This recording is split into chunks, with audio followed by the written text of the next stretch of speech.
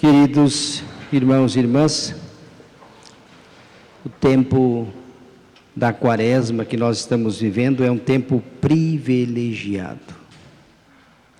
Que bom que ao longo do ano nós temos esses tempos fortes, momentos onde Deus, através da sua liturgia, da sua palavra, Ele vai nos conduzindo, vai abrindo a nossa mente e o nosso coração e vai nos mostrando como que nós podemos, na nossa vida, no nosso dia a dia, trilhar o nosso caminho, porque afinal das contas, toda a nossa luta, todo o nosso empenho nesse mundo deveria consistir em fazer todo o esforço possível para conquistar a vida eterna. Lembra aquela passagem que diz: de que adianta o homem ganhar o mundo inteiro, glória, fama, riqueza, poder, prestígio, honra, não que isso não seja importante, mas de que valeria tudo isso, do que adiantaria tudo isso, se viesse a perder a sua alma. De todas as criaturas seria a mais digna de pena e compaixão. Por isso que o tempo da Quaresma, ele serve também para nós refletirmos. Nós vivemos no mundo, e aqui a segunda leitura, hoje o padre vai começar pela segunda leitura, até marquei aqui, né?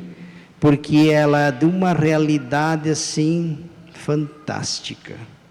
Traduz aquilo que o mundo hoje vive, a imensa maioria das pessoas. Veja o que diz São Paulo se dirigindo à comunidade de Filipense. Ele já havia exortado eles há muito tempo sobre condutas, formas de viver que desagradava a Deus. E aquilo que desagrada a Deus nos afasta de Deus. E por que desagrada a Deus? Porque se afasta de Deus, nos afasta dele. Nos impede de estar com Deus. Como um bom pai e uma boa mãe, se vê um filho no caminho errado, ele se entristece. Porque aquele caminho não vai conduzir à vida, antes vai levar à morte. Por isso a tristeza de Deus.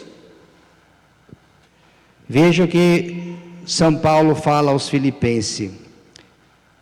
Já vos disse muitas vezes, então é sinal que já havia falado. E agora repito chorando. O que será que ele vai repetir com tristeza e chorando? Olha só, se não é o que nós vivemos hoje. Há muitos por aí que se comportam como inimigos da cruz de Cristo. Quem são os inimigos da cruz de Cristo? Já vai dizer. O fim deles é a perdição. O Deus deles é o estômago. A glória deles está em tudo aquilo que é vergonhoso. Só penso nas coisas terrenas. O padre não precisava nem ir para o Evangelho. Daria para fazer uma homilia, um retiro só sobre esse versículo. Repito chorando. As coisas boas a gente tem que repeti-las, né? Porque é que nem o produto, a coisa boa você precisa cultivar todos os dias, né? Uma flor bonita, se você não cuida, o mato, o capim, o inso, eu nunca vi ninguém semear capim, nem mato, nem isso. O danado vem por conta, não precisa fazer nada. Para o bem precisa fazer alguma coisa. Há muitos por aí que se comportam como inimigo. Já pensou inimigo de Cristo? É forte. Por quê? Porque eles só pensam nas coisas daqui. Santo Agostinho, quando ele escreveu um livro, ele escreveu um livro, A Cidade de Deus, a Cidade Celeste e a Cidade Terrestre. E nessa obra fantástica, de um gênio que era Santo Agostinho, uma mente brilhante, ele vai falar que o apego excessivo às coisas do mundo criou a cidade terrestre e o desprezo pela celeste. E o contrário, o apego a Deus, às coisas de Deus, criou a cidade celeste. Qual cidade nós estamos construindo? Nós vivemos num mundo, numa sociedade em que, com raras exceções, todo mundo está preocupado com as coisas aqui de baixo. Não estou dizendo que a gente não deva se preocupar, mas me parece que as pessoas esqueceram que nós estamos no mundo de passagem. De que adianta o homem ganhar o mundo inteiro e perder a alma? Que tristeza! Já pensou? Trabalhou, lutou, se empenhou, mas esqueceu da coisa mais importante, mais preciosa, que é a conquista. Todos os bens, todas as riquezas, elas são boas, necessárias, importantes, na medida em que elas me aproximam de Deus. Porque se o empenho para ter, possuir e acumular me afasta de Deus, me tira Deus, você está num caminho muito preocupante.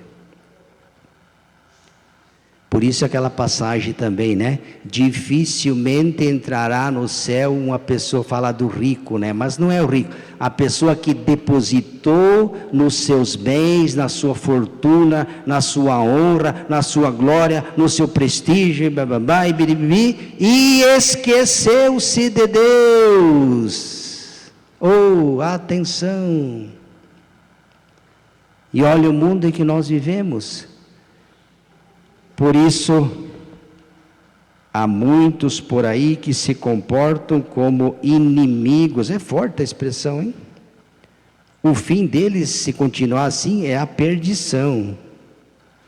Porque só pensam nas coisas do mundo. Fala que o Deus deles é o estômago. Aquela pessoa que tem tempo para tudo quanto é festa, bebedeira, ele tem tempo. Experimenta chamar para ir na igreja e rezar. Ah, não tem tempo. Mas para cervejada, cachaçada, pescada, né? Para os prazeres, é disso que está falando. Tem tempo para tudo, para as coisas do mundo, menos para as coisas de Deus. Inimigo da cruz de Cristo. O Deus deles é o estômago, é a barriga, é a festa. Comamos e bebamos, já diziam os saduceus, porque não acreditavam na vida eterna, nem na ressurreição. Então, como eles não acreditavam, eles diziam assim: comamos e bebamos e façamos festa. Aproveitemos hoje, o dia de amanhã não nos interessa. Quem não confia em Deus, quem não acredita na vida eterna, raciocina assim e vive assim. Porque não acredita e porque não crê. Inimigos da cruz de Cristo. Se continuar desse jeito, o fim deles é a perdição, porque só pensam nas coisas desse mundo. A glória deles está em tudo aquilo que é vergonhoso. É forte.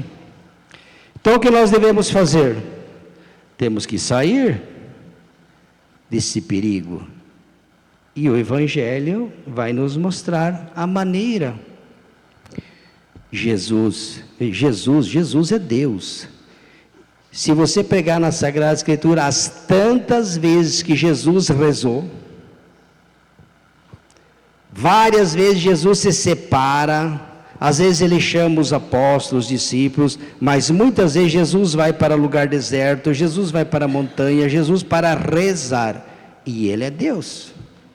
E diz aqui, hoje é a passagem da transfiguração, diz aqui o Evangelho: enquanto Jesus rezava, Seu rosto mudou de aparência, sua roupa ficou branca e brilhante. Jesus não foi no monte rezar para ser glorificado, não. É porque rezou, se transformou. É a oração que transforma a nossa vida. Jesus não pediu honra, glória, nada, mas porque rezava diante de Deus, ele foi glorificado. É isso que nós devemos fazer. A nossa vida será glorificada, nós seremos transformados, nós iremos conquistar um lugarzinho junto de Deus, se nós tivermos essas atitudes. Não vamos nos iludir, né? Às vezes as pessoas costumam dizer, quando morre alguém, e o padre para não ferir, né? Porque o padre já é meio estupim-curto, então ele tem que se segurar um pouco. A impressão é que dá é que todos que morrem vão para o céu. Que bom, tomara, mas não. Não é assim? Morreu e está com Deus. Olha, cuidado, porque existem outros dois lugares. Se a pessoa viveu com Deus, ela vai estar com Deus sim. Mas se ela passou a vida inteira como há muitos por aí que vivem como inimigos, como é que... Então não basta morrer para estar com Deus. Morrer, até eu vou morrer.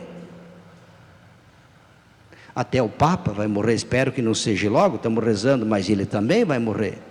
Todos nós morreremos. Então não basta morrer para estar com Deus. Se você e eu quiser ao morrer estar com Deus, é preciso, enquanto nós vivemos, viver com Ele. Senão me parece que vai ser muito complicado. Há muitos por aí que, segundo a leitura. Então esse tempo da quaresma também é um tempo que chama a atenção da nossa vida. Nós estamos com Deus ou não? Nós somos amigos de Deus ou não? Enquanto Jesus rezava e da voz, vejam, testemunho de Deus. Este é meu filho muito amado, em quem me comprazo. Escutai tudo o que ele vos diz. Porque os inimigos de Deus, da igreja, eles escutam o mundo, mas eles não escutam Deus. Pai, porque o padre, porque o papa, porque o bispo. Lá fora eles acreditam em tudo. No magistério, em Jesus, na igreja católica que ele instituiu e não fui eu. Na palavra de Deus. Mas será que é assim?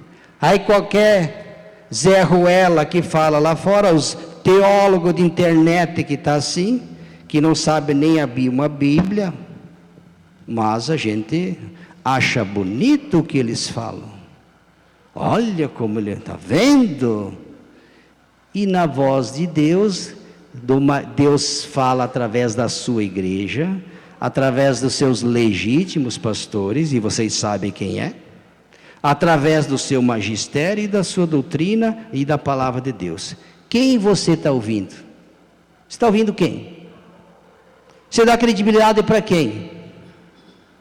Cuidado, porque tem muitos teólogos de meia tigela por aí, viu? Fazendo a cabeça e afastando vocês, em troca oferecendo coisas bonitas, prazeres, a muitos inimigos, segundo a leitura. Atenção, o padre já falou milhares de vezes, não é nem o padre, que o mundo não está nem aí se você vai se salvar, não, ele não se interessa. A igreja não. A igreja tem uma preocupação grande com a tua salvação.